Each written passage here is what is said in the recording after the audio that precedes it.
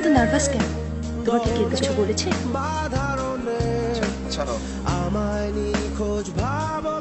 আরে আমার ভাই স্পোর্টসম্যান, ওরা অনেক সাহস, তাই না ভাই? কি হয়েছে? তোর বুক এত জোরে ধরফর করছে কেন? আরে কি হয়েছে? তুই হাত রেখে দেখ।